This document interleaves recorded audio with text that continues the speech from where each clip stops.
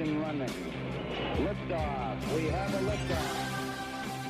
It's 9 after the hour. I'm Eric Erickson. This is Atlanta's Evening News. The phone number, 404-872-0750, 1-800-WSB-TALK. Heavy showers west of the city in the Carroll County area, and some scattered showers in the Athens, Georgia area. I mentioned that because I have a guest who's over that way this afternoon, the future governor of Georgia, Brian Kemp. Welcome. How are you? Hey, great, Eric. Good to be on with you. So, congratulations on the Trump endorsement.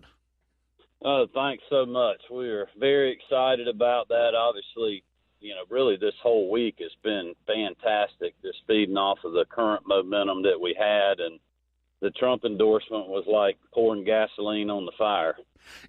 So I just gave an interview with a reporter who's asking me, what does my gut say? And my gut says that when one candidate named Kemp is closing with a positive ad and the other candidate is closing with attack, it must mean the polling is not going in favor of the person who's attacking.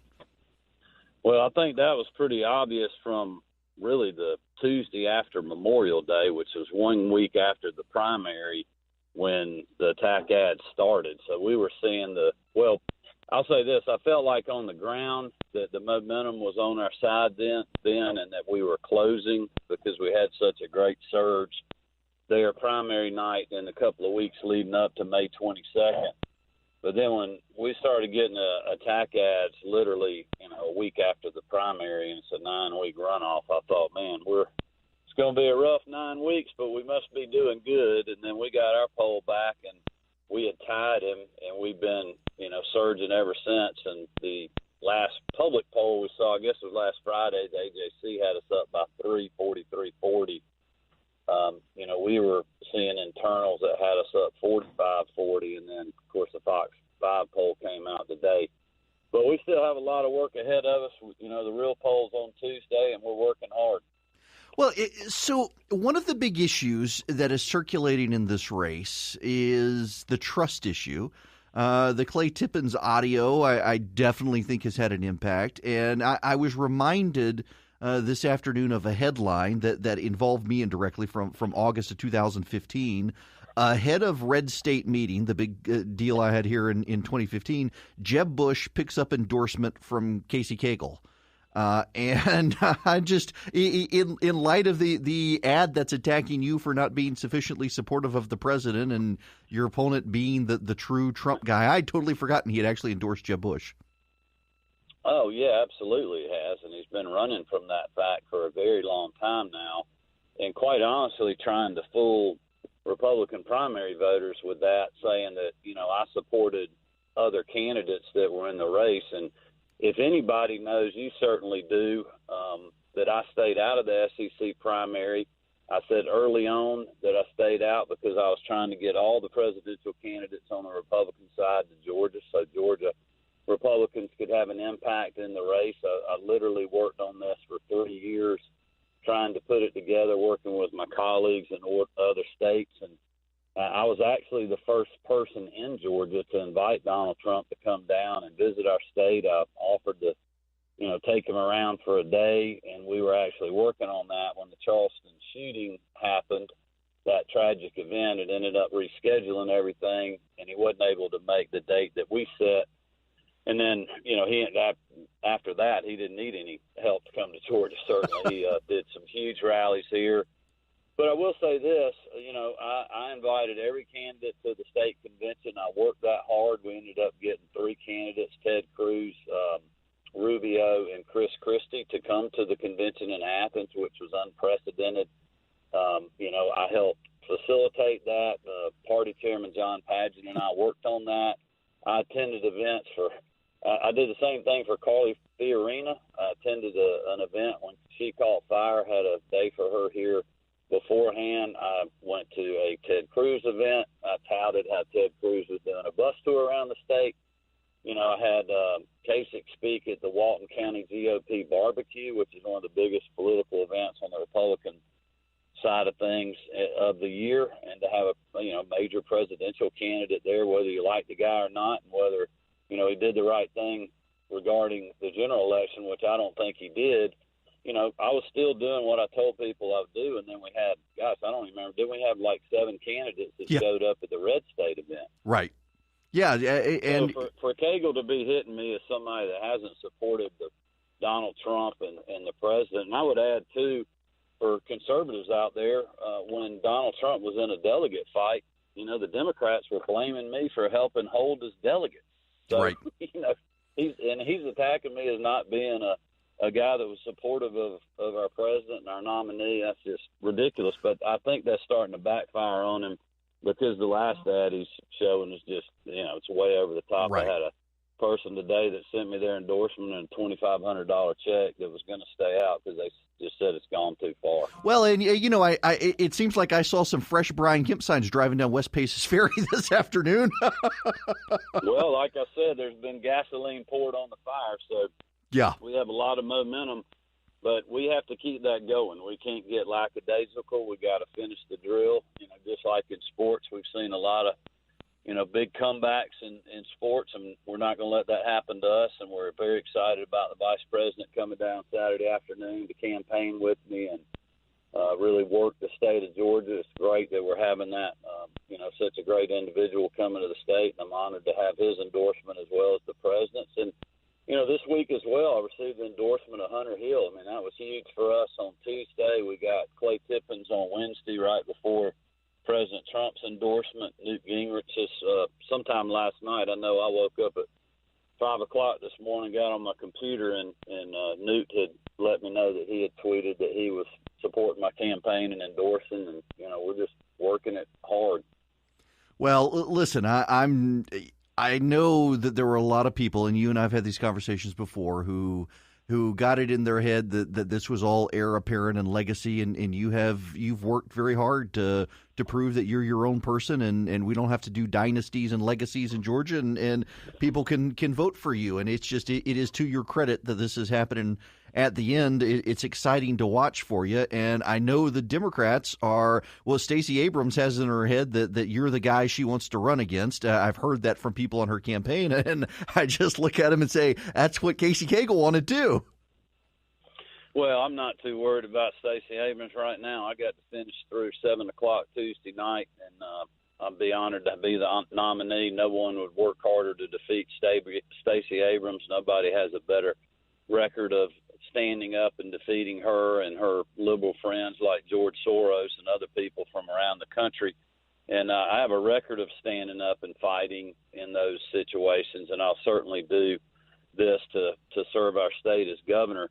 But also think, Stacey Abrams is just wrong on the issues for what Georgia needs right now, and I'm looking forward to continuing to talk about my conservative 4-point plan as we move into November. But I don't really buy the other side's rhetoric about they're better suited to be, to beat Stacey Abrams because there's a Democratic poll that she did showing him, ahead of me in that poll. I personally think the Democrats want Cagle to be the nominee because he's got more baggage than the Delta jet. Well, listen, I don't want to spend an entire time here. I know you've got to get to a fundraiser here in a minute, but I do want to talk about you and your campaign. And if you're governor, when you get in there, where are you taking the state? Well, I'm going to keep it moving forward. That's something, Eric, last week when we were on our bus tour, we worked, 37 counties. I think we did either 39 or 40 stops over 7 days. Marty and the girls were on every single stop. I had to fly back for the debate one night and miss a few of them. But we have been looking people in the eye, and we have been telling them that, number one, I will be a governor that they can trust, that will be transparent, will do exactly what I'm saying on the campaign trail. And I think that's been a big issue in this race, quite honestly, with the tapes that came out. Casey Cagle will sell his soul for political power and, trade his vote for it and try to get money off of it. And that's wrong. And if it's not criminal, it should be. But I've also told people that, look, as their governor, I'm going to implement my 4-point plan. This race is not about, just saying the great things about Governor, what Governor Deal has done and trying to use that as a basis to be the next governor. What I want to do is build off the great things that Governor Deal's done and take us to the next level, much like he did with the work that Sonny Perdue did when he was governor. And that's exactly what I'm going to do. I'm going to make Georgia number one for small business by cutting government regulations. I can tell you right now, I just hung up with a guy before I called in from Tifton, and he's been driving through rural Georgia today, and he just said, man, this place is on fire down here. People are excited. They know that you're a candidate that's going to pay attention to all our state and these hardworking Georgians out here and small business folks and just folks that are getting up and doing the 9 to 5 or 8 to 5 or 7 to 5 or whatever it is every day. There's areas that are hurting out there, and we need a governor that's going to focus on our whole state and move the needle and help those working Georgians. I'm going to do that. I've got great experience in the Secretary of State's office of cutting regulations, streamlining processes, and despite all the lies and rhetoric, quite honestly, that you've heard in the runoff, if you talk to people that have actually been dealing with our office over the last 8.5 years since I've been there, they will tell you that our corporate filing system has never worked better at setting records. I can verify that. Yeah, I mean, we have an app now where, military and overseas voters for the first time ever can get their ballot delivered electronically. They can register to vote on that phone. Anyone can, 24 hours a day, 7 days a week. Things like that, we have moved the needle. We have privatized old, antiquated state systems that are better. They have better cybersecurity. They have saved millions of dollars for the taxpayers. Those are not stories that most news organizations are going to write about. They're going to write about one or two things that happens to you. Most of the times they don't even get the facts right on that. But I am proud of that record of doing what Republicans always talk about, streamlining government, making it more efficient, making it smaller, reorganizing. It is Eric Erickson here. I've got Brian Kemp, the Secretary of State, on the line with me for another couple of minutes before he has to head into a fundraiser in Athens. Brian, listen, before you get out of here, I really just want to turn the microphone over to you. You've got a very large audience right now, and I want you to be able to just directly make your pitch to the people who are stuck on 285 and have nowhere else to go. So you got a captured audience.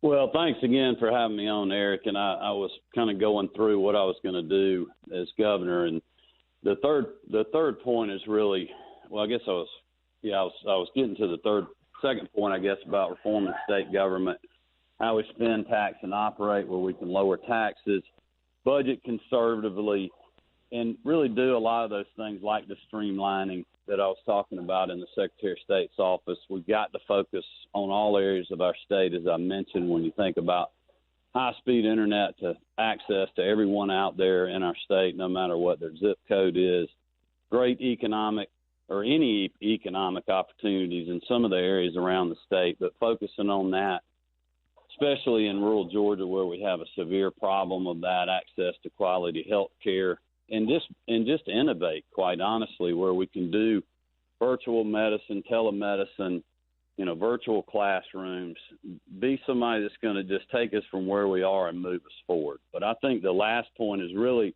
what our bus tour, before the May 22nd primary, the bus tour last week, and what we're going to be doing this weekend, that thankfully will include a rally with the vice president, is all about putting Georgians first, putting them first over the special interest, the status quo, the politically correct, and those that are here illegally, making sure that our families are safe.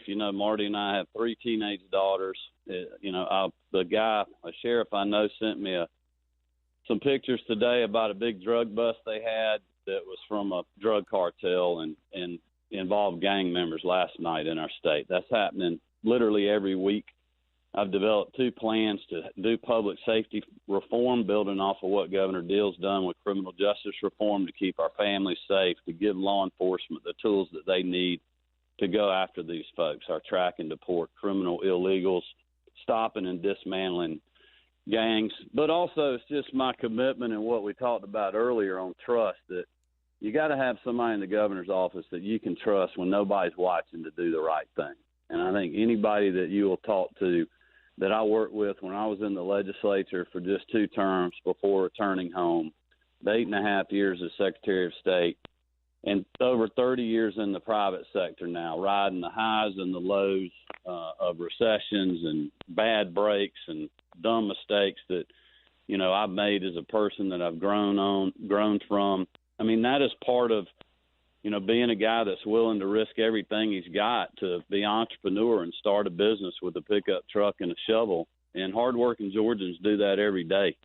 And I've got a record of being trustful and trying to do the right thing when no one's watching. And I think that's what I want people to know as they go in there and vote, is that they'll have somebody that even if we don't disagree with an issue, you will know that I have thought it out well and I have done what I feel like is principally best for our state, and that I will work with others to do so. And I'd be honored to have their vote and support either tomorrow as early voting resumes, the last day, or on Tuesday. Well, listen, thank you for taking the time to stop by. Good luck this final week on the campaign trail. Congrats again on all the major endorsements, and I definitely think the momentum is headed in your way. And look forward to, well, I'm looking more and more forward to the general election and your future in the governor's mansion, assuming you get there, which I actually think will probably happen. So I'm glad to have you here and glad to see you doing well on the campaign trail.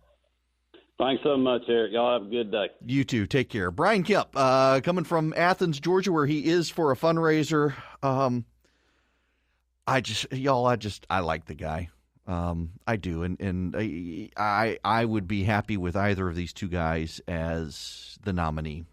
We have 2 good candidates as nominee. But Brian has been a friend of mine for a number of years. And I think he's been a great Secretary of State, and I just look forward to seeing this thing play out. Now, I do have some gossip from folks close to the White House on how he got the president's endorsement. He and his campaign didn't expect it. They were on a conference call with Clay Tippins when members of his staff began cheering and jumping up and down, looking at their phones, seeing the president's tweet had mentioned Brian Kemp, and they looked and it was an endorsement while they were on the phone having a conversation with Clay Tippins in the campaign office. They were not expecting it. They did not know. They were caught off guard. I am told by a very highly reliable person familiar with the thinking how this happened. And it will make a lot of sense to you how it happened, given just what you know about the president and what you know about what's happening on the ground in Georgia. I will take you through what I was told as to how this endorsement played out, and now we'll see the vice president in Macon on Saturday for Brian Kemp.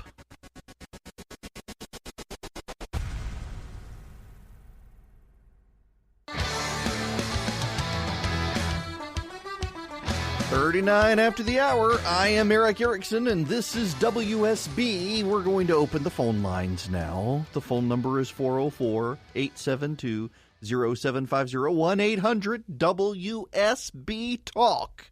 So here's what I heard. I was actually sitting in the Intercontinental Hotel last night. Had to stay in town last night, had some meetings today, filled in for Herman, got dinner tonight, had a dinner last night, was sitting at the hotel. And phone rang, knew it was someone close to the White House. I'd been trying to figure out what the heck, because nobody knew. Nobody had any information on how the president endorsed Kemp. And I reached out to a few different people who I knew might know. One of them is fairly certain what happened, is an individual whose name I wasn't even given. It was implied it was a particular person. Largely because I said, was it this person? And the response led me to believe it was, or a lack thereof of response. Nonetheless, so 2 things happened. The Cagle campaign has been running an ad. Now, remember, Cagle supported Jeb Bush. Cagle was a Bush supporter. Kemp, as Secretary of State, stayed out of it. He helped everybody. As he mentioned on the radio, he did stuff with Rubio, did stuff with Trump, did stuff with Cruz, did stuff with Fiorina, Kasich, Bush, you name it. He was glad to open doors for all of them, which he did. Cagle endorsed Bush. And so Cagle has been running as one of his last-minute ads, an attack on Brian Kemp, basically saying Kemp helped John Kasich in 2016 and that Cagle was the Trump guy. Well, I'm told that didn't go over so well with the president because it was not only was it implying that that Casey Cagle had gotten an endorsement from President Trump, but that Brian Kemp had supported John Kasich, which, I mean, the president remembered the help that Brian Kemp had given him trying to come into Georgia and meet people, so he knew that wasn't true.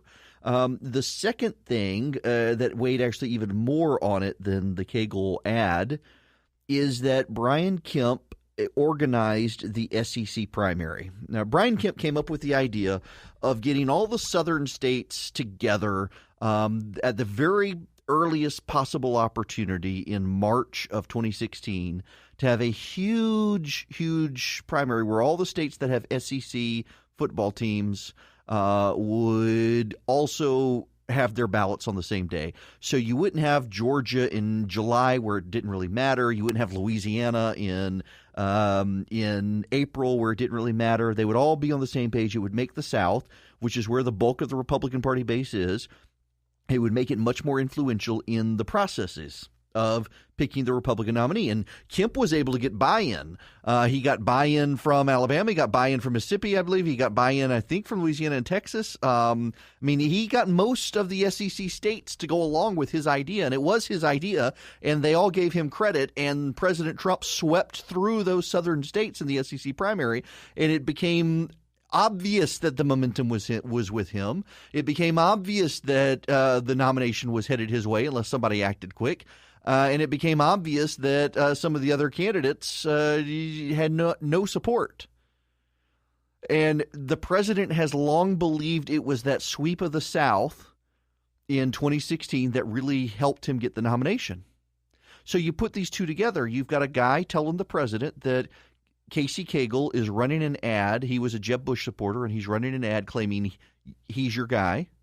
And he's running that ad against the man who organized the SEC primary and opened doors for you in Georgia.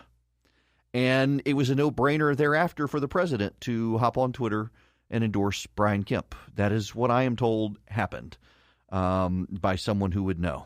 So this is a big deal for the Kemp campaign. I got to tell you, look, we're not to the election on Tuesday. There is I believe it's 11 Alive. Let me pull this up real quick. There is another poll out in the Georgia race. I believe it is them, and it has a pretty significant lead for Brian Kemp in this race. I know where I can find this. Instagram, because somebody I follow put up a screenshot of the poll, and I want to make sure I get the numbers right. A member of the state legislature that I follow. Yes, here we go. Georgia governor, Republican runoff. It's not 11 Live. It's Fox 5. Fox 5 opinion savvy poll. The margin of error 4.5%. Brian Kemp at 55%. Casey Cagle at 37%. Now,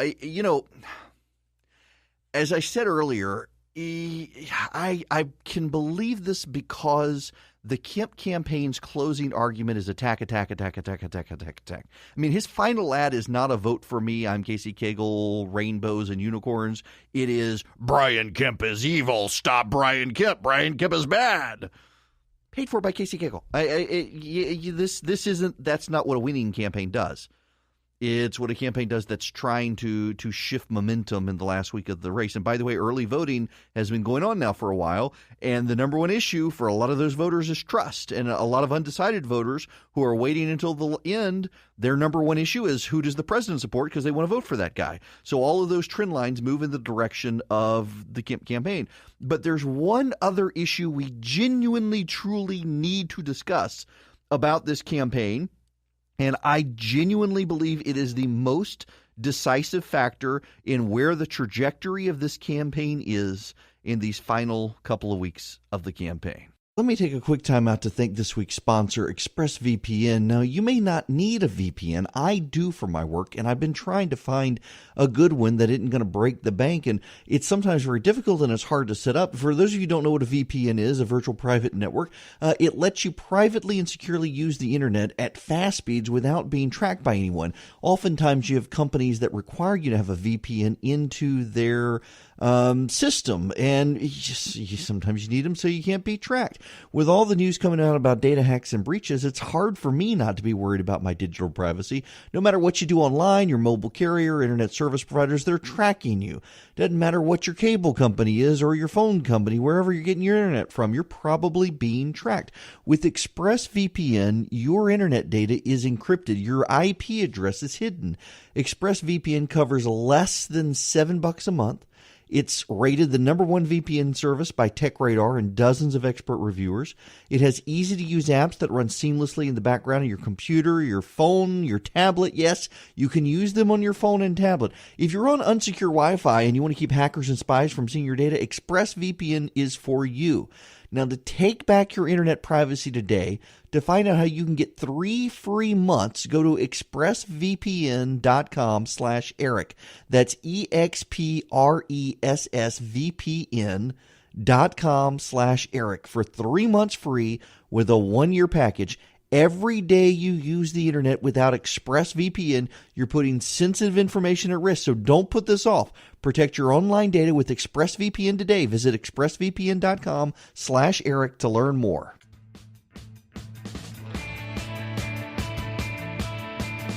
It's 54 after the hour. I am Eric Erickson. This is WSB. This needs to be said about the Kemp campaign, and this, I think, is the fundamental mistake that the campaign made, whether or not they lose. Even if they win, which appears less and less likely, the mistake made this fundamental mistake. They got too clever by half and decided that instead of running about Casey Cagle, they would shape the field of their opponent. And it's been a big dream of candidates ever since Claire McCaskill was able to push Todd Akin through the Republican primary by treating him as if he was the nominee. People went and voted for him, and every Republican consultant got in their head that, hey, we can pick our opponent by doing these sorts of things. And what the Cagle campaign decided to do is they decided to attack Hunter Hill and Clay Tippins. And in going on the warpath against Hunter Hill and Clay Tippins, they decided to essentially become the managers of campaigns that were not the Casey Cagle campaign. Instead of just focusing on building Casey Cagle up, they got to, I mean, you can say it's arrogance, you can say whatever, but they decided to play strategist to shape their opponent instead of making the case for their guy. They wanted to shape the field, and they wanted to get Brian Kemp, and so they got Brian Kemp. But what did they also get by getting Brian Kemp? They also got enmity from Clay Tippins, who has essentially become the kingmaker. Brian Kemp is where he is in large part because Clay Tippins released the audio of Casey Cagle showing that Casey Cagle backed something he thought was terrible public policy because he wanted to hurt Hunter Hill. That audio and going after Hunter Hill combined to get Hunter Hill and a lot of Hunter Hill supporters going to Brian Kemp. People voted in the primary for the guy they really liked. Most of those people got mad that their guys were attacked, and now those guys and the supporters who were mad they were attacked shifted to Brian Kemp. That was the big mistake the Cagle campaign made.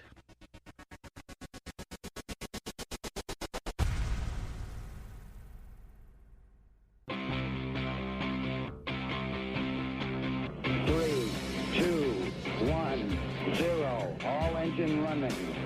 Liftoff. We have a liftoff. It's 8 after the hour. I'm Eric Erickson. This is Atlanta's Evening News on WSB. The phone number 404-872-0750, 1-800-WSB Talk. You can also get me on social media at EW Erickson.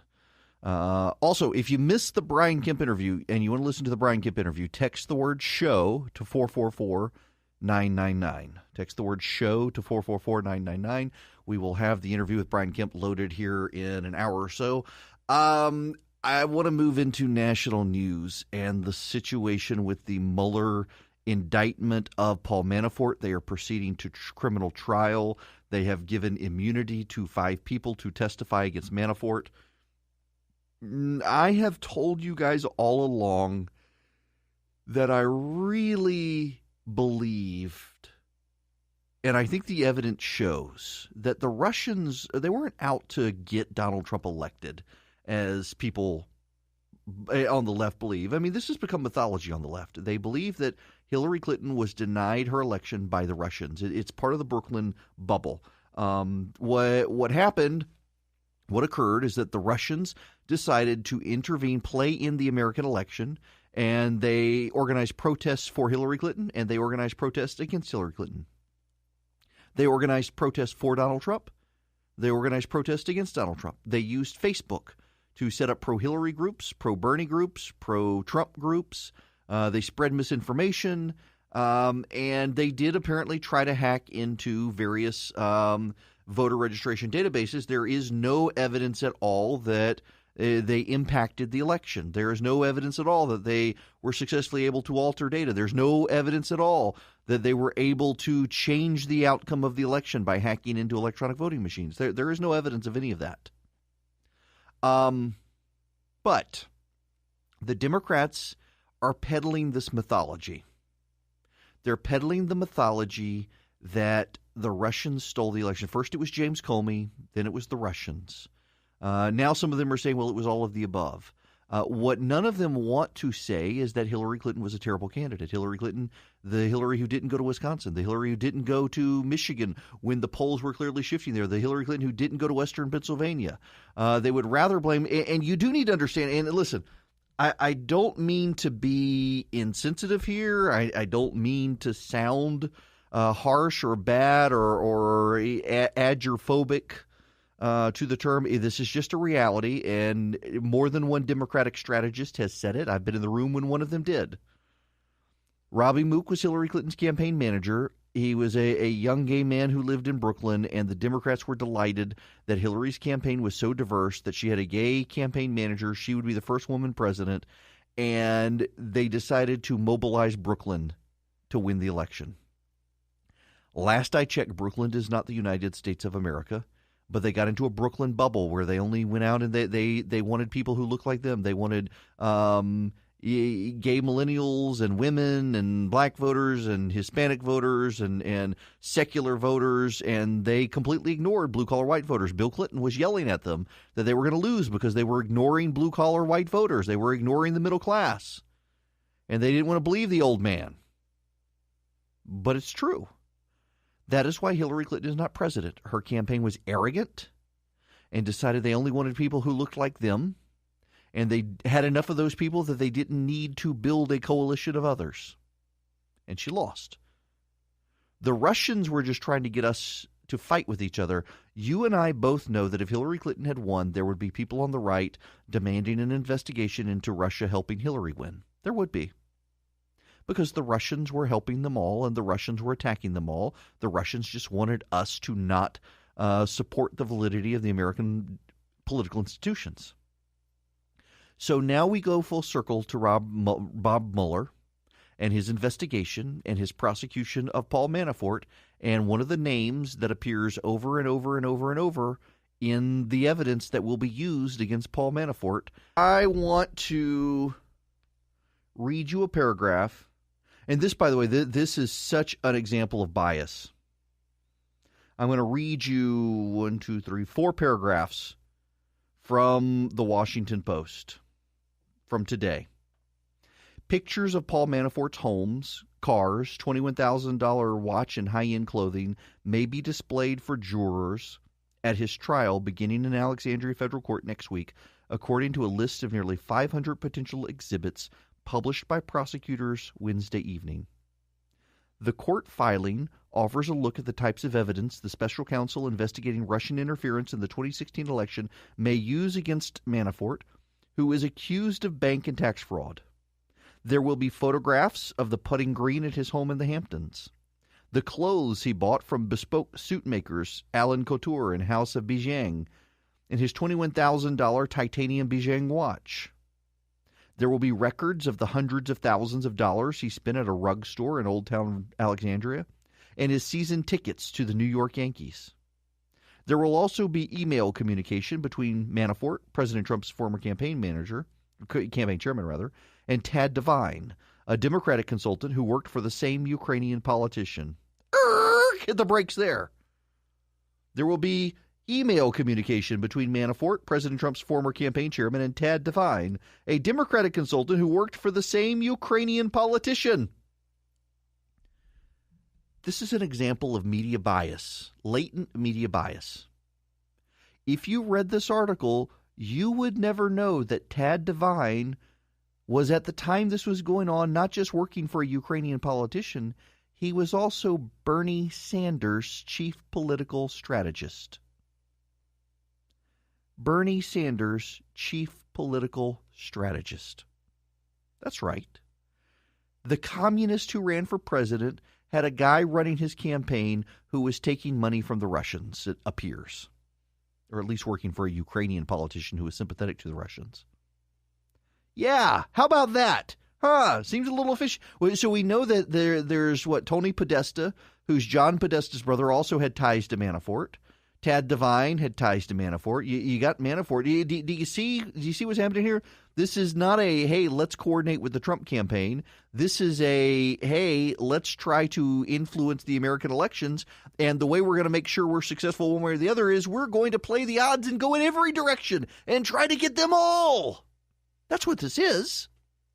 It's exactly what this is. That's not being picked up in the media. I mean, you got a story from the Washington Post today. Does not mention Bernie Sanders at all in this piece. And they'll say, well, this was about Mueller, Manafort and Mueller. It wasn't about Tad Devine. It should be. I mean, alarm bells should be going off within the Democratic Party right now.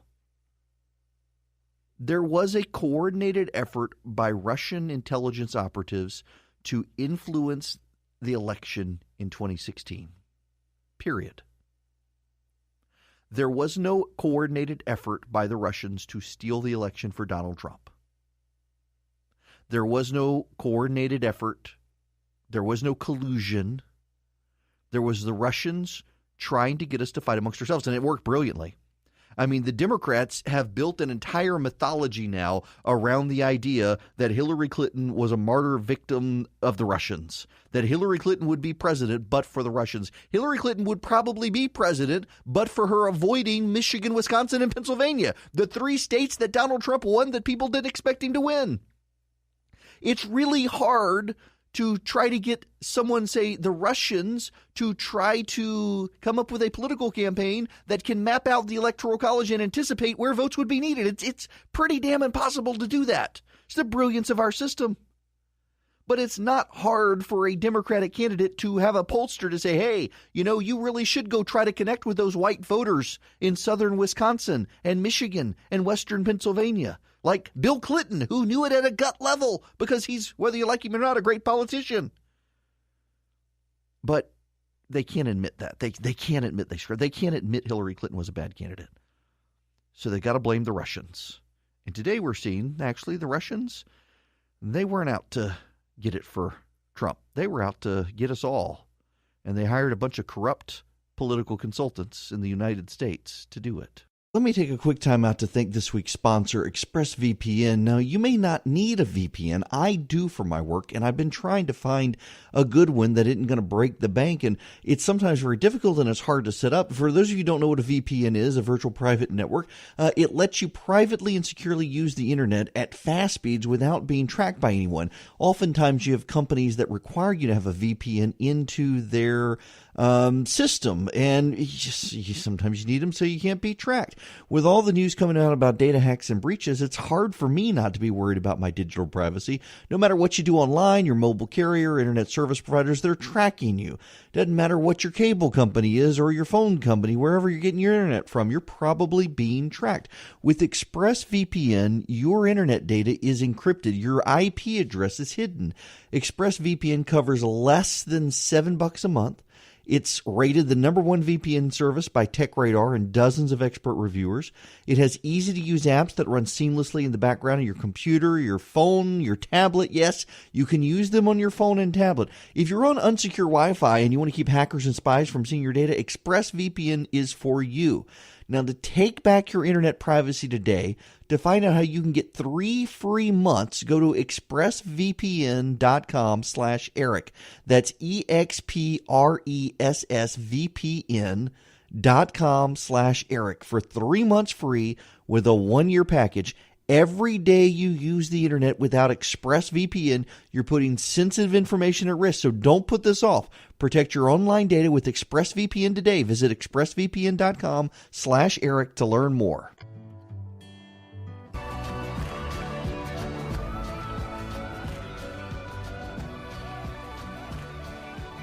It's me. It's 26 after the hour. The phone number 404-872-0750, 1-800-WSB Talk. Now, do I have time to take? I do have time to take phone calls.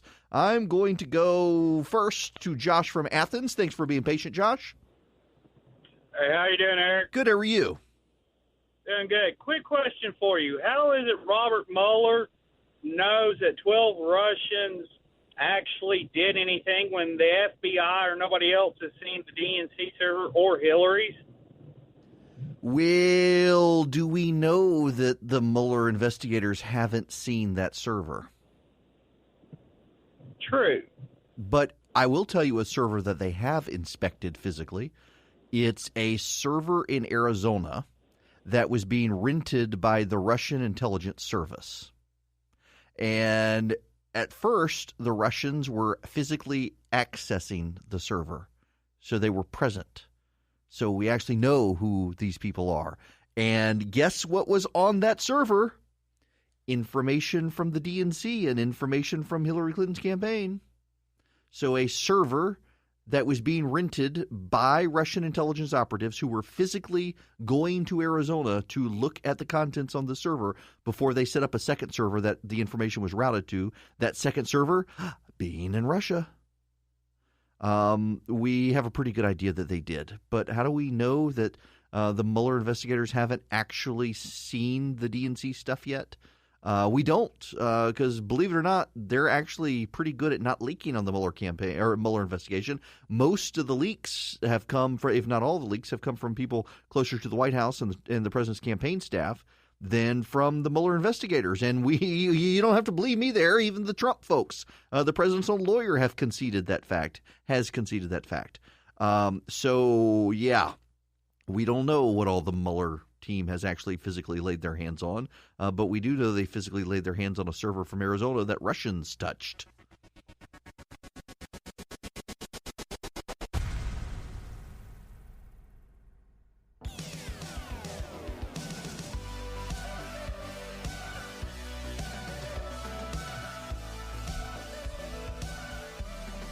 Turned on the microphone and the whole thing collapsed on me. Welcome, it's Eric Erickson here. 404-872-0750, 1-800-WSB Talk. Richard in Buford, you are going to be next tonight. Welcome. How are you? I'm doing excellent. How are you doing, Eric? I'm great.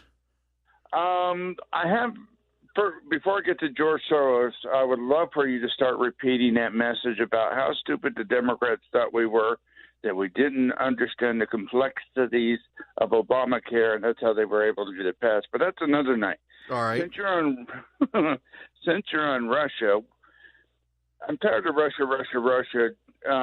George Soros didn't hack the voter registration machines, but he certainly has had an impact on trying to get Hillary elected, much like anybody else has tried to get Trump. Why aren't they going after George?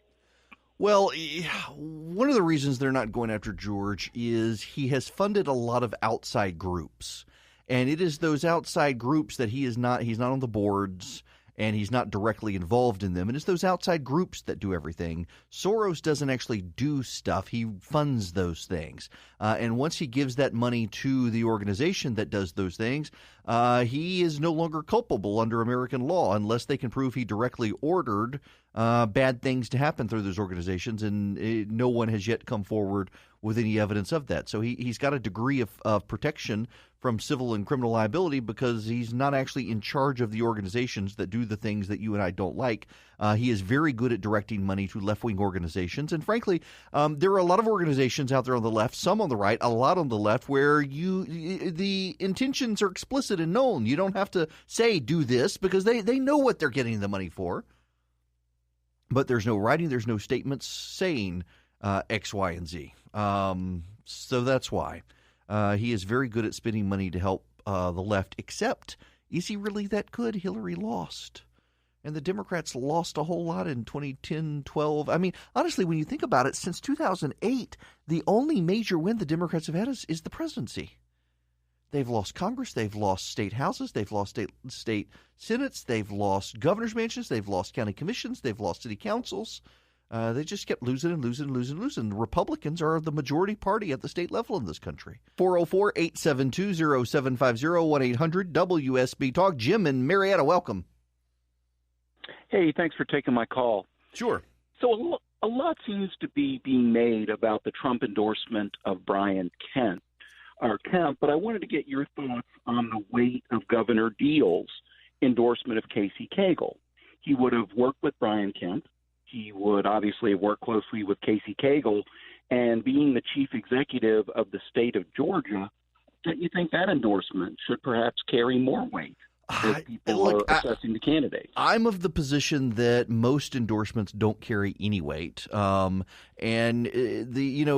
already talked to a couple of people not anywhere near affiliated with the Kemp campaign, and they're wondering about the governor's endorsement because he was so insistent he wouldn't endorse.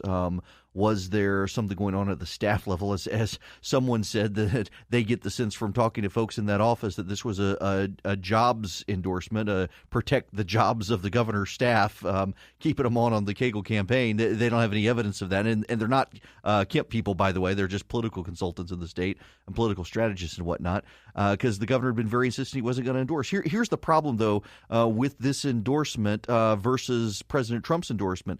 And that is, according to multiple polls out there, including the AJC poll, a majority of undecided voters in this state who are going to vote the Republican runoff were not waiting to see who Nathan Deal would endorse. They were waiting to see who Donald Trump would endorse. And they wanted to vote for the guy Donald Trump liked. And so people were waiting until the last minute. There's a large number of undecided voters who would not vote early voting because they wanted to see who the president wanted to support. And now that the president has cast his support, they're going to the last minute early voting, and they're going on Election Day to vote for Kemp. And you've got now a consistency in all of the polls that show a momentum towards Brian Kemp. You also have the Cagle campaign, attack. When we were in our last commercial break, there was an attack from Casey Cagle. It was the same radio ad that Brian Kemp isn't Trumpy enough, that Casey Cagle is the real Trump candidate, and he's the guy that would stand up for Donald Trump, and on and on and on. And I mean, how can you keep running that ad when the president's endorsed the other guy? And I had totally forgotten he was a Jeb Bush supporter, I'm perfectly fine with Jeb Bush, but it's really a hard pill to swallow to say you're going to be the Trumpiest of the Trump candidates when you endorse Jeb Bush.